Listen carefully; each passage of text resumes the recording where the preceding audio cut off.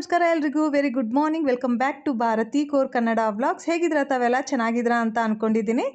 ಇದು 2024ರ ಕೊನೆಯ ದಿನದ ವ್ಲಾಗು, ಅಂದರೆ 31ನೇ ತಾರೀಕಿನ ವ್ಲಾಗು. ಅದರ ಜೊತೆಗೇ 2025ರ 1ನೇ ತಾರೀಕಿನ ವ್ಲಾಗು, ಎರಡು ಮಿಕ್ಸ್ ಮಾಡಿ ಪುಟ್ಟ ವ್ಲಾಗಿನ ಮುಖಾಂತರ ನಮ್ಮ ಜೀವನವನ್ನು ನಿಮಗೆ ತೋರಿಸ್ತಾ ಇದ್ದೀನಿ. ಐ ಹೋಪ್ ನಿಮಗೆ ಈ ವ್ಲಾಗ್ ಇಷ್ಟ ಆಗುತ್ತೆ ಅಂತ ಅಂದ್ಕೊತೀನಿ.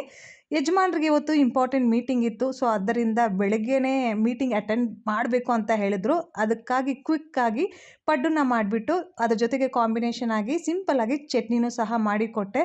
ಎಲ್ರಿಗೂ ತುಂಬ ಅಂದರೆ ತುಂಬ ಇಷ್ಟ ಆಯಿತು. ಚಳಿಗಾಲದಲ್ಲಿ ಈ ಥರ ಬಿಸಿ ಬಿಸಿ ತಿಂಡಿಗಳನ್ನ ಮಾಡಿ ಕೊಡ್ತಾ ಇದ್ದರೆ ತಿನ್ನೋರ್ಗಂತೂ ತುಂಬ ಅಂದರೆ ತುಂಬ ಖುಷಿಯಾಗುತ್ತೆ.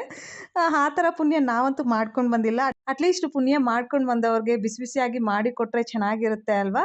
ಸೊ ಹೊಟ್ಟೆ ತುಂಬ ಬ್ರೇಕ್ಫಾಸ್ಟ್ ಮಾಡಿ ಯಜಮಾನ್ರು ಕೆಲಸಕ್ಕೆ ಹೊರಡ್ತಾ ಇದ್ದಾರೆ, ಅಂದರೆ ಮೀಟಿಂಗ್ಗೆ ಹೊರಡ್ತಾ ಇದ್ದಾರೆ. ಅವ್ರ ಕೈಯಲ್ಲಿರೋದು ಮಿಕ್ಕಿರೋ ರೋಟಿಗಳು, ಪೂರಿಗಳು ಮತ್ತು ಸ್ವಲ್ಪ ಕಿಚಡಿ ಎಲ್ಲನೂ ಇತ್ತು. ಒಂದೆರಡು ದಿನದ್ದು ಎಲ್ಲನೂ ಮಿಕ್ಕಿತ್ತು. ಸೊ ಅವನ್ನೆಲ್ಲ ಪ್ಯಾಕ್ ಮಾಡಿ ಕೊಟ್ಟೆ. ಹಸುವಿಗೆ ಹಾಕ್ಬಿಟ್ಟು ಅವರು ಕೆಲ್ಸಕ್ಕೆ ಹೋಗ್ತಾರೆ. ಇಲ್ಲಿ ವಿಂಟರ್ ಸೀಸನಲ್ಲಿ ಮನೆ ಒಳಗಡೆಯಿಂದ ಆಚೆ ಏನಾದರೂ ನೋಡಬೇಕಂದ್ರೆ ತುಂಬ ಕಷ್ಟ ಆಗುತ್ತೆ. ಸ್ಪೆಷಲಿ ಈ ಥರ ಗಾಜಿನ ಡೋರ್ಸ್ ಇರೋವಾಗ, ಇಲ್ಲಾಂದರೆ ವಿಂಡೋಸ್ ಇರೋವಾಗ ತುಂಬ ಕಷ್ಟ ಆಗುತ್ತೆ. ನೀರಿನ ಅಂಶ ಬಂದುಬಿಟ್ಟು, ಅಂದರೆ ವಾಟರ್ ವೇಪರ್ ಬಂದುಬಿಟ್ಟು ಕುತ್ಕೊಂಡು ಬಿಡುತ್ತೆ. ಸೊ ಅದ್ರ ಮೇಲೆ ನಮ್ಗೆ ಇಷ್ಟವಾದ ಪದಗಳನ್ನು ನಾವು ಬರಿತಾ ಇರ್ತೀವಿ. ಡೈಲಿ ಬೆಳಗ್ಗೆ ಎದ್ದ ತಕ್ಷಣವೇ ದಿನನಿತ್ಯ ವಿಂಟರ್ ಸೀಸನಲ್ಲಿ ಈ ಥರ ನಾವು ಏನಾದರೂ ಒಂದು ಬರಿತಾ ಇರ್ತೀವಿ. ಇವಾಗ ಯಜಮಾನ್ರು ಮೀಟಿಂಗ್ಗೆ ಹೊರಟ್ಬಿಟ್ರು. ವಿಂಟರ್ ಸೀಸನಲ್ಲಿ ವಿಂಟರ್ ಹಾಲಿಡೇಸ್ ಕೊಡ್ತಾರೆ ಮಕ್ಕಳಿಗೆ ಅಂತ ನಾನು ಆಲ್ರೆಡಿ ಹೇಳಿದ್ದೀನಿ. ಸೊ ವಿಂಟರ್ ಹಾಲಿಡೇಸ್ ಜೊತೆಗೆ ವಿಂಟರ್ ಹೋಮ್ವರ್ಕೂ ಸಹ ಕೊಡ್ತಾರೆ. ಸೊ ಅದಕ್ಕೆ ಅಂತಲೇ ಇಬ್ಬರು ಮಕ್ಕಳು ಅವರವ್ರ ಹೋಮ್ವರ್ಕನ್ನ ಕಂಪ್ಲೀಟ್ ಮಾಡೋದಕ್ಕೆ ಇವತ್ತಿಂದನೇ ಶುರು ಮಾಡಿದ್ದಾರೆ. ನಾನು ನನ್ನ ರೊಟೀನ್ ಕೆಲಸವನ್ನು ಶುರು ಮಾಡಿದ್ದೀನಿ. ವರ್ಷ ಬದಲಾಗ್ತಾ ಇದೆ, ವಯಸ್ಸು ಹೆಚ್ಚಾಗ್ತಾ ಇದೆ, ಬಟ್ ದೇವ್ರ ಕೃಪೆಯಿಂದ ಎನರ್ಜಿ ಮಾತ್ರ ಹಾಗೆ ಉಳಿದಿದೆ. ದೇವ್ರ ಹತ್ರ ಪ್ರತಿ ವರ್ಷ ಒಂದೇ ಒಂದನ್ನು ಕೇಳ್ಕೊತೀನಿ ಫ್ರೆಂಡ್ಸ್. దేవుడా ತಂಡ್ರಿ ರಕ್ಷಿಂಚಯ್ಯ ಕಾಪಾಡಯ್ಯ ಅಂತ ಕೇಳ್ಕೊತೀನಿ ಅಷ್ಟೇ. ಕನ್ನಡದಲ್ಲಿ ಇದನ್ನು ಟ್ರಾನ್ಸ್ಲೇಟ್ ಮಾಡಬೇಕು ಅಂತ ಅಂದರೆ, ದೇವರೇ ತಂದೆ ರಕ್ಷಣೆ ಮಾಡಪ್ಪ, ಕಾಪಾಡಪ್ಪ ಅಂತ ಕೇಳ್ಕೊತೀನಿ ಅಷ್ಟೇ. ಇದನ್ನು ಬಿಟ್ಟು ನಾನು ಏನನ್ನೂ ಕೇಳ್ಕೊಂಡಿಲ್ಲ ಫ್ರೆಂಡ್ಸ್. ನನ್ನ ಹೊಟ್ಟೆಲಿ ಹುಟ್ಟಿದ ಮಕ್ಕಳಿಗೆ ಏನು ಲೈಫಲ್ಲಿ ಕಡಿಮೆ ಆಗಬಾರ್ದು ಅನ್ನೋ ಆಸೆ ನನಗೆ. ಸೊ ಅದಕ್ಕೆ ಅಂತ ಹೇಳಿ ನಾನು ಏನೇನೋ ಮಾಡೋದಕ್ಕೆ ಪ್ರಯತ್ನ ಪಡ್ತಿದ್ದೀನಿ. ಆ ಪ್ರಯತ್ನದಲ್ಲಿ ದೇವರಂತೂ ನನಗೆ ರಕ್ಷಣೆ ಮಾಡಿದ್ದಾರೆ. ಇದು ನನ್ನ ಪರ್ಸ್ನಲ್ ಎಕ್ಸ್ಪೀರಿಯನ್ಸು. ಸೊ ಅದಕ್ಕೆ ನಿಮ್ಮ ಜೊತೆ ಶೇರ್ ಮಾಡ್ಕೊತಾ ಇದ್ದೀನಿ. ಏನು ಕಂಪ್ಲೀಟ್ ಆಯಿತು? ಎಲ್ಲ ಕಂಪ್ಲೀಟ್ ಮಾಡಿದ್ಯಾ? ಇಷ್ಟು ಬೇಗ? ನೋಡೋಣ ಬಾ. ಓಕೆ, ಇಲ್ಲಿಂದ ಸ್ಟಾರ್ಟ್ ಮಾಡಿದ್ದಾನೆ. Extend the following patterns. Same pattern ಇದೆಯಾ ಒಂದ್ಸಲ ಚೆಕ್ ಮಾಡಿ. ನೀವು ನಾನೇನಾದರೂ ಮಿಸ್ ಮಾಡಿದ್ರೆ ನೀವು ಕರೆಕ್ಟ್ ಮಾಡಿ. ಬರೀ ಹೇಳಿ ನಾನು ಹೋಗಿದ್ದೆ, ಇವನಿಗೆ ನಾನು ಹೇಳಿ ಹೋಗಿದ್ದೆ ಈ ಥರ ಮಾಡಬೇಕು ಅಂತ. ಅವನೇ ಎಲ್ಲನೂ ಮಾಡಿರೋದು. Good boy. ಇಲ್ಲಿ okay. Forgot to jump next. Help him by drawing circle on the next title. Numbers ಏನೋ ಕರೆಕ್ಟಾಗಿ ಬರ್ದಿದ್ದಾನೆ. ಇದೇನು 1 6 11 16 6 11 12 13 14 15 16 17 18 19 20 21. Very good. ಮನ್ಕಿರದ್ಗೆ ಒಂದ್ಸಲ ಅರ್ಥ ಮಾಡಿಸಿದ್ರೆ ಸಾಕು, ಅವನೇ ಎಫರ್ಟ್ ಆಗ್ತಾನೆ ಎಲ್ಲನೂ ಕಂಪ್ಲೀಟ್ ಮಾಡೋದಕ್ಕೆ. ಆ ಮುದ್ದು ಕಂದಮ್ಮನ ಜೊತೆ ಅಷ್ಟೇನು ನನಗೆ ತಲೆನೋವು ಬರೋದೇ ಇಲ್ಲ ಹೋಮ್ವರ್ಕ್ ಕಂಪ್ಲೀಟ್ ಮಾಡಿಸೋದಕ್ಕೆ. ದೊಡ್ಡವನಿಗೆ ಇವಾಗ ಅವನೇ ಎಲ್ಲನೂ ಮಾಡೋದಕ್ಕೆ ನಾನು ರೆಸ್ಪಾನ್ಸಿಬಿಲಿಟೀಸ್ ಕೊಟ್ಟಿದ್ದೀನಿ. ಸೊ ಅವನು ಟೈಮ್ ತಗೊಂಡು ಮಾಡ್ತಾನೆ. ಏನಾದರೂ ಹೆಲ್ಪ್ ಬೇಕಂದರೆ ನನ್ನ ಹತ್ರ ಕೇಳ್ತಾನೆ ಫ್ರೆಂಡ್ಸ್ ಅಷ್ಟೇ. ನಾಳೆ ಹೊಸ ವರ್ಷನ ಸ್ವಾಗತ ಮಾಡ್ತೀವಿ. ಸೊ ಅದಕ್ಕೆ ಅಂತ ಹೇಳಿ ಇವತ್ತೇ ಸ್ವಲ್ಪ ಡೀಟೇಲ್ ಕ್ಲೀನಿಂಗ್ ಎಲ್ಲ ಮಾಡ್ತಾ ಇದ್ದೀನಿ. ಅದ್ರ ಜೊತೆಗೇ ಸ್ವಲ್ಪ ಮನೆಯಲ್ಲಿ ಚೇಂಜಸ್ ಮಾಡ್ತಾ ಇದ್ದೀನಿ. ಇದನ್ನು ಅಲ್ಲಿಟ್ಟು ಅದನ್ನು ಇಲ್ಲಿಟ್ಟು. ನನಗೆ ಈ ಥರ ಮಾಡೋದು ತುಂಬ ಇಷ್ಟ ಆಗುತ್ತೆ. ಮನೇಲಿ ಇದ್ದು ನಮಗೆ ಬೋರ್ ಆಗಲ್ಲ. ಸ್ವಲ್ಪ ಚೇಂಜಸ್ ಮಾಡ್ತಾ ಇದ್ದರೆ ಹೊಸತನ ಅಂತ ಕಂಡಾಗ ಸ್ವಲ್ಪ ಚೆನ್ನಾಗಿರುತ್ತೆ. ಇಲ್ಲ ಅಂತ ಅಂದರೆ ಅದನ್ನೇ ನೋಡಿ ಬೋರ್ ಆಗಿಬಿಡುತ್ತೆ. ಸೊ ಅದಕ್ಕೆ ಅಂತ ಹೇಳಿ ಸ್ವಲ್ಪ ಚೇಂಜಸ್ ನಾನು ಮಾಡ್ತಾನೆ ಇರ್ತೀನಿ. ಇತ್ತೀಚೆಗೆ ನನ್ನ ವ್ಲಾಗ್ಸಲ್ಲಿ ಈ ಥರ ಕ್ಲೀನಿಂಗ್ ಕೆಲಸದ ವ್ಲಾಗ್ ಎಲ್ಲನೂ ನಾನು ಶೇರ್ ಮಾಡ್ತಾ ಇರಲಿಲ್ಲ. ಯಾಕೆ ಅಂದರೆ ಈ ಚಾನೆಲ್ ಶುರು ಮಾಡಿದ್ಮೇಲೆ ರಿಪೀಟೆಡ್ ಆಗಿ 6 ತಿಂಗಳವರೆಗೂ ನಾನು ಅದನ್ನೇ ತೋರಿಸಿದ್ದೀನಿ. ನಾನು ಯಾವ ಥರ ಮನೇನ ಕ್ಲೀನ್ ಮಾಡ್ಕೊತೀನಿ, ನನ್ನ ಆ್ಯಕ್ಟಿವ್ ಲೈಫ್ ಸ್ಟೈಲ್ ಈ ಥರ ಇದೆ, ಆ ಥರ ಇದೆ ಅಂತ ಎಲ್ಲಾನು ಹೇಳಿದ್ದೀನಿ. ಸೊ ಸ್ವಲ್ಪ ಚೇಂಜ್ ಇರಲಿ ಅಂತ ಹೇಳಿ ಗ್ಯಾಪ್ ಕೊಟ್ಟಿದ್ದೆ. ಇವಾಗ ನಾನು ಏನಪ್ಪ ಕೂದಲಿಗೆ ಹೇರ್ ಡೈ ಮಾಡ್ಕೊತಾ ಇದ್ದೀನಿ ಫ್ರೆಂಡ್ಸ್. ಆ್ಯಕ್ಚುಲಿ ಮನೆಯೆಲ್ಲ ಕ್ಲೀನ್ ಮಾಡ್ಕೊಂಡ್ಮೇಲೆ ಸ್ವಲ್ಪ ಟಯರ್ಡ್ ಆಗಿದ್ದೆ. ಅದಕ್ಕೆ ಅಂತ ಸ್ವಲ್ಪ ಹೊತ್ತು ಕುತ್ಕೊಂಡು ಇನ್‌ಸ್ಟಾಗ್ರಾಮಲ್ಲಿ ವೀಡಿಯೋಸ್‌ನ ನೋಡ್ತಿದ್ದೆ. ಆವಾಗ ಈ ಚಿಟಿಕೆನ ತೋರಿಸಿದ್ರು. ಬೆಳ್ಳಗಿರೋ ಕೂದಲನ್ನ ಹೀಗೆ ಕಪ್ಪಗೆ ಮಾಡ್ಕೋಬಹುದು ಅಂತ ಹೇಳಿ. ಈರುಳ್ಳಿ ಮತ್ತೆ ಬೆಳ್ಳುಳ್ಳಿಯ ಸ್ಕಿನ್ನನ್ನ ಚೆನ್ನಾಗಿ ಕಪ್ಪಗಾಗೋವರೆಗೂ ರೋಸ್ಟ್ ಮಾಡ್ಕೊಂಡು, ಅದನ್ನ ಈ ಥರ ಪೌಡರ್ ಥರ ಮಾಡ್ಕೊಂಡು, ಅದರಲ್ಲಿ ಸ್ವಲ್ಪ ತೆಂಗಿನಕಾಯಿ ಎಣ್ಣೆಯನ್ನು ಹಾಕಿ ತಲೆಗೆ ಹಚ್ಕೋಬೇಕು. ಒಂದು 2 ಅವರ್ಸ್ ಬಿಟ್ಬಿಟ್ಟು ಹೇರ್ ವಾಶ್ ಮಾಡಿದ್ರೆ ಬೆಳ್ಳಗಿರೋ ಕೂದಲು ಕಪ್ಪಗಾಗುತ್ತೆ ಅಂತ ಹೇಳಿದ್ರು. ಬಟ್ ಒನ್ ಟೈಮ್ ಯೂಸಲ್ಲಿ ಅಷ್ಟೇನು ರಿಸಲ್ಟ್ ಚೆನ್ನಾಗಿ ಸಿಗಲ್ಲ ಅಂತ ಹೇಳಿದ್ರು. ಸೊ ಅದೇ ಥರ ಪಾಸಿಟಿವ್ ರಿಸಲ್ಟ್ ಅಂತೂ ಬಂದಿಲ್ಲ. ಬಟ್ ರಿಪೀಟೆಡ್ ಆಗಿ ಮಾಡಿದ್ರೆ ಬರ್ಬೋದೇನೋ ಗೊತ್ತಿಲ್ಲ. ಇವಾಗ ರಾಜ್ಮಾ ಮತ್ತು ಲೋಬಿ ಹಾಕ್ಬಿಟ್ಟು ಸಿಂಪಲ್ ಆಗಿ ಸಾರು ಮಾಡಿದ್ದೀನಿ. 5 ಟೊಮೆಟೊಸು, ಸ್ವಲ್ಪ ಶುಂಠಿ, ಸ್ವಲ್ಪ ಜೀರಿಗೆ, ಸ್ವಲ್ಪ ಮೆಣಸು ಮತ್ತು ಕೊತ್ತಂಬರಿ ಸೊಪ್ಪು ಇದನ್ನೆಲ್ಲ ಹಾಕಿ ಚೆನ್ನಾಗಿ ಪೇಸ್ಟ್ ಮಾಡಿಕೊಂಡು ಎಣ್ಣೆಯಲ್ಲಿ ಫ್ರೈ ಮಾಡಿಬಿಟ್ಟು ಬೇಯಿಸಿಟ್ಕೊಂಡಿರೋ ರಾಜ್ಮಾ ಮತ್ತು ಲೋಬಿಯ ಆ್ಯಡ್ ಮಾಡಿದ್ದೀನಿ. ಅದರಲ್ಲಿನೇ ಒಂದು 3 ಹಸಿಮೆಣಸಿನ್ಕಾಯಿ ಕಟ್ ಮಾಡಿ ಆ್ಯಡ್ ಮಾಡಿದ್ದೀನಿ ಅಷ್ಟೇ. ಈರುಳ್ಳಿ ಬೆಳ್ಳುಳ್ಳಿ ಎಲ್ಲ ತಿಂದೇ ಇರೋರು ಇದೇ ಥರನೇ ಸಿಂಪಲ್ಲಾಗಿ ಸಾರುಗಳನ್ನ ಮಾಡ್ಕೊತಾರೆ. ಸೊ ಅದಕ್ಕೆ ನಾನು ಸಹ ಸಿಂಪಲ್ಲಾಗೆ ಮಾಡಿಬಿಟ್ಟೆ. ತುಂಬ ಟಯರ್ಡ್ ಆಗಿಬಿಟ್ಟಿದೆ ಫ್ರೆಂಡ್ಸ್, ಎಲ್ಲ ಕೆಲಸ ಮಾಡಿ ಸುಮ್ಮನೆ ಏನಕ್ಕೆ, ಸಿಂಪಲ್ಲಾಗಿ ಮಾಡಿದ್ರೂ ರುಚಿಯಾಗಿರಬೇಕು, ಹೆಲ್ದಿಯಾಗಿರಬೇಕು ಅಂತ ಹೇಳಿ ಮಾಡಿದೆ. ಬಟ್ಟೆ ಇತ್ತು, ಬಟ್ಟೆ ಎಲ್ಲನೂ ಒಗೆದ್ಬಿಟ್ಟೆ. ಇವಾಗ ಚೆನ್ನಾಗಿ ತಲೆ ಸ್ನಾನ ಮಾಡಿಕೊಂಡು ಫ್ರೆಶ್ ಅಪ್ ಆಗಿ ಹೊಟ್ಟೆ ತುಂಬ ಊಟ ಮಾಡ್ತೀನಿ. ಆ್ಯಕ್ಚುಲಿ ಬೆಳಿಗ್ಗೆ ಯಜಮಾನ್ರು ಹೋಗೋವಾಗ ಹೇಳಿ ಹೋದ್ರು, ಬೇಗನೆ ಬಂದುಬಿಡ್ತೀನಿ ಮೀಟಿಂಗ್ ಮುಗಿಸ್ಕೊಂಡು ಅಂತ ಹೇಳಿ. ಬಟ್ ಅವ್ರು ಬಂದಿದ್ದು ರಾತ್ರಿ 9 ಗಂಟೆಗೆ. ಸೊ ಅದಕ್ಕೆ ಅಂತ ಹೇಳಿ ವರ್ಷದ ಕೊನೆಯ ದಿನ ನಾವೆಲ್ಲಿಗೂ ಹೋಗಿಲ್ಲ. ಮನೆಯಲ್ಲಿನೇ ಡಿನ್ನರ್ಗೆ ಏನು ಬೇಕೋ ಅದನ್ನು ಆರ್ಡ್ರ್ ಮಾಡಿಬಿಟ್ಟು, ಅಂದರೆ ನಾನ್ ವೆಜ್ ಆರ್ಡ್ರ್ ಮಾಡಿಬಿಟ್ಟು ಆರಾಮಾಗಿ ನೆಟ್ಫ್ಲಿಕ್ಸಲ್ಲಿ ಸೀರೀಸ್ನ ನೋಡಿ ಎಂಜಾಯ್ ಮಾಡಿದ್ವಿ ಅಷ್ಟೇ. Happy new year everyone. So ಇವಾಗ ನೆಕ್ಸ್ಟ್ ಡೇ ವ್ಲಾಗ್ನ ಕಂಟಿನ್ಯೂ ಮಾಡ್ತಾ ಇದ್ದೀನಿ. 2025ರ ಮೊದಲನೇ ದಿನ, ಮೊದಲು ದೇವ್ರಿಗೆ ಕೃತಜ್ಞತೆ ಹೇಳೋದಕ್ಕೆ ಗುರುದ್ವಾರ ಸಾಹಿಬ್ಗೆ ಬಂದಿದ್ದೀವಿ. ಕಳೆದ ವರ್ಷ 2024ರಲ್ಲಿ ನಮ್ಮನ್ನು ಪ್ರೊಟೆಕ್ಟ್ ಮಾಡಿದ್ದಕ್ಕೆ ಥ್ಯಾಂಕ್ ಯು ದೇವ್ರೆ ಅಂತ ಹೇಳಿ, ಈ ವರ್ಷವೂ ಸಹ ನಮ್ಮ ಮೇಲೆ ಕರುಣೆ ಇಟ್ಟು ನಮ್ಮನ್ನು ಕಾಪಾಡು ತಂದೆ ಅಂತ ಕೇಳ್ಕೊಳ್ಳೋದಕ್ಕೆ ಬಂದಿದ್ದೀವಿ.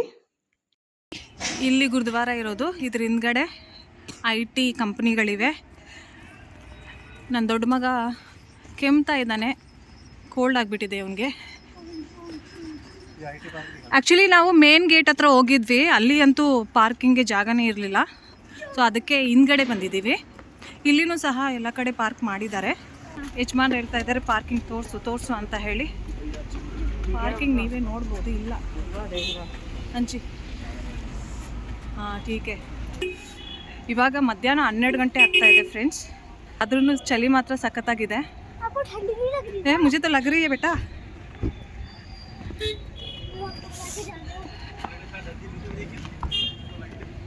टोपी पहन लो सन्नी.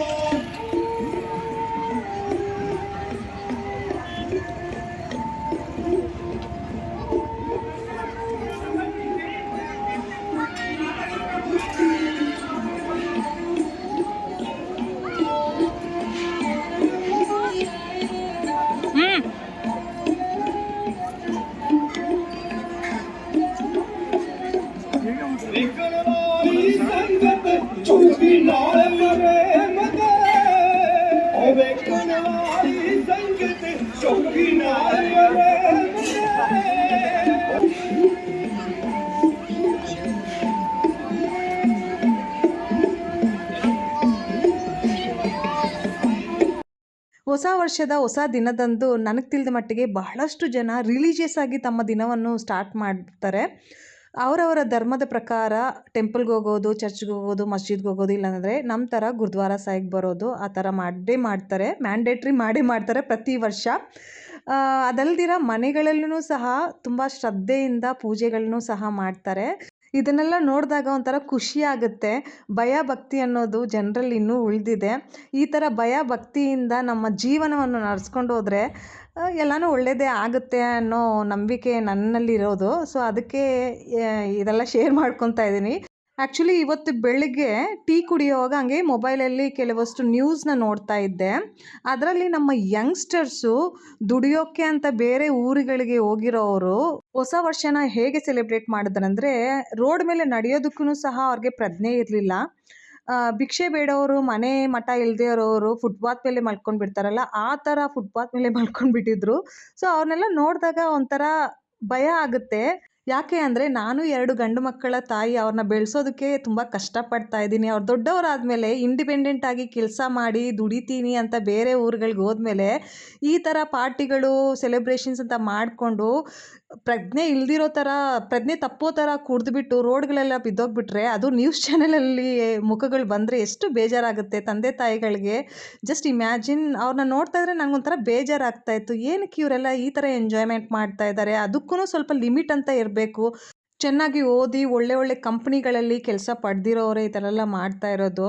ಸೊ ಅವ್ರಿಗೆ ಸರಿ ತಪ್ಪು ಅನ್ನೋದು ದೊಡ್ಡವ್ರು ಹೇಳೇ ಹೇಳ್ತಾರೆ. ಬಟ್ ಅದೇ ಫ್ರೆಂಡ್ಶಿಪ್ ಅನ್ನೋದು ತುಂಬ ಮುಖ್ಯವಾಗಿರುತ್ತೆ. ನಾವು ಯಾವ ರೀತಿಯ ಫ್ರೆಂಡ್ಶಿಪ್ ಮಾಡ್ತೀವೋ ಅದೇ ರೀತಿ ನಮ್ಮ ಮೈಂಡೂ ಸಹ ಡೈವರ್ಟ್ ಆಗಿಬಿಡುತ್ತೆ.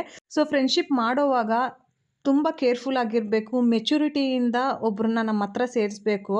ಅದನ್ನು ನಾನು ಪಾಲಿಸ್ತೀನಿ, ನಮ್ಮ ಯಜಮಾನ್ರಿಗೂ ಸಹ ಹೇಳ್ತೀನಿ. ಇವ್ರ ಕಡೆ ಸ್ವಲ್ಪ ಫ್ರೆಂಡ್ಸ್ ಇದ್ದಾರೆ, ಅವ್ರನ್ನ ನಾನು ಮನೆ ಹತ್ರ ಬರೋದಕ್ಕೂ ಬಿಡಲ್ಲ. ಆ ಥರ ಜಾರಿ ಆಗಿಬಿಟ್ಟಿದ್ದೀನಿ. ಫ್ಯಾಮ್ಲಿ ಜೊತೆ ಟೈಮ್ ಸ್ಪೆಂಡ್ ಮಾಡಿದಾಗ ಸಿಗುವಂಥ ಖುಷಿ ಬೇರೆ ಯಾವುದೇ ಫ್ರೆಂಡ್ಶಿಪ್ಪಲ್ಲಿನೂ ಸಿಗೋದೇ ಇಲ್ಲ. ಸೊ ನಾನು ಫ್ಯಾಮ್ಲಿ ಜೊತೆ ತುಂಬ ಕಾಲ ಸ್ಪೆಂಡ್ ಮಾಡೋದಕ್ಕೆ ಪ್ರಿಫರ್ ಮಾಡ್ತೀನಿ. ಅದೇ ರೀತಿ ನನ್ನ ಯಜಮಾನ್ರನ್ನೂ ಸಹ ಕನ್ವರ್ಟ್ ಮಾಡ್ಕೊಂಡ್ಬಿಟ್ಟಿದ್ದೀನಿ. ಸೊ ಗುರುದ್ವಾರ ಸಾಹಿಬಲ್ಲಿ ದರ್ಶನ ಪಡೆದ ಮೇಲೆ ಲಂಗರ್ ತಿನ್ನೋಣ ಅಂತ ಪ್ಲ್ಯಾನ್ ಮಾಡಿದ್ವಿ. ಬಟ್ ತುಂಬ ಸಂಗತ್ ಬಂದಿದ್ದ ಕಾರಣದಿಂದ ಲಂಗರ್ ತಿನ್ನೋಕ್ಕಾಗಿಲ್ಲ. ಲಂಗರ್ ಅಂದರೆ ಪ್ರಸಾದ. ನಾವು ಯಾವಾಗ ಗುರುದ್ವಾರ ಸಾಹಿಬ್ಗೆ ಹೋದ್ರೂ ಸಹ ಲಂಗರ್ ತಿಂದೇ ಬರ್ತೀವಿ. ಬಟ್ ಇವತ್ತು ತುಂಬ ಜನ ಇದ್ದ ಕಾರಣದಿಂದ ತಿನ್ನೋಕ್ಕಾಗಿಲ್ಲ. ಮಕ್ಕಳೂ ಸಹ ಬೇಡ ಬೇಡ ಅಂತ ಇದ್ದರು. ಸೊ ಅದಕ್ಕೆ ಅಂತ ಹೇಳಿ ಇಲ್ಲಿ ಬಂದುಬಿಟ್ಟು ನಮಗಿಷ್ಟವಾದ ಇಟಾಲಿಯನ್ ಫುಡ್ಡು ಮತ್ತು ಚೈನೀಸ್ ಫುಡ್ಡು ಮತ್ತು ಇಂಡಿಯನ್ ಫುಡ್ಡು ಎಲ್ಲನೂ ಸಿಗುತ್ತೆ ಇಲ್ಲಿ. ಅದನ್ನೆಲ್ಲ ಆರ್ಡ್ರ್ ಮಾಡಿಬಿಟ್ಟು ತಿಂತಾಯಿದ್ದೀವಿ. ಚಿಕ್ಕವನು ಫಸ್ಟು ಫ್ರೆಂಚ್ ಫ್ರೈಸ್ ಆರ್ಡ್ರ್ ಮಾಡ್ದ, ಅದನ್ನು ಬ್ಯಾಟಿಂಗ್ ಮಾಡಿದ್ವಿ. ದೊಡ್ಡವನು ಸೂಪ್ ಆರ್ಡ್ರ್ ಮಾಡ್ದ, ಅದನ್ನೂ ಸಹ ಬ್ಯಾಟಿಂಗ್ ಮಾಡಿದ್ವಿ. ಅದಾದಮೇಲೆ ನಾನು ನೂಡಲ್ಸ್ ಆರ್ಡ್ರ್ ಮಾಡಿದೆ, ಅದನ್ನು ಸಹ ಬ್ಯಾಟಿಂಗ್ ಮಾಡಿದೆ. ಮತ್ತು ಪಿಜ್ಜಾ ಆರ್ಡ್ರ್ ಮಾಡಿದ್ವಿ, ಅದನ್ನು ಸಹ ಬ್ಯಾಟಿಂಗ್ ಮಾಡಿದ್ವಿ. ಅದಾದ ನಂತರ ಥಾಲಿ ಆರ್ಡ್ರ್ ಮಾಡಿದ್ರು ನಮ್ಮ ಯಜಮಾನ್ರು, ವೆಜ್ ಥಾಲಿ. ಅದನ್ನು ಸಹ ತಿಂದಾದಮೇಲೆ ಕಾಫಿ ಕುಡಿದೆ. ಅದಾದ ನಂತರ ಸ್ವಲ್ಪ ಪೇಸ್ಟ್ರೀಸು ಅದು ಇದು ಅಂತ ಪ್ಯಾಕ್ ಮಾಡಿಸ್ಕೊಂಡು ಮನೆಗೆ ಓಡ್ತಾ ಇದ್ದೀವಿ. ಸೊ ಇವತ್ತಿನ ಈ ವ್ಲಾಗಲ್ಲಿ ಇಷ್ಟೇ ಫ್ರೆಂಡ್ಸ್. ಐ ಹೋಪ್ ನಿಮಗೆ ಈ ವ್ಲಾಗ್ ಇಷ್ಟ ಆಗಿದೆ ಅಂತ ಅಂದ್ಕೊತೀನಿ. ಸ್ವಲ್ಪ ಮಟ್ಟಿಗೆ ಆದರೂ ಇಷ್ಟ ಆದರೆ ಪ್ಲೀಸ್ ಲೈಕ್ ಮಾಡಿ. ನಮ್ಮ ಚಾನಲ್ನ ಇನ್ನೂ ಸಬ್ಸ್ಕ್ರೈಬ್ ಮಾಡ್ಕೊಂಡಿಲ್ಲ ಅಂತ ಹೇಳಿದ್ರೆ ಪ್ಲೀಸ್ ಸಬ್ಸ್ಕ್ರೈಬ್ ಮಾಡಿಕೊಂಡು ಎಲ್ಲ ವ್ಲಾಗ್ಸ್ನ ನೋಡಿ ಅಂತ ಕೇಳ್ಕೊತಾ bye bye. Take care. Have a great day ahead.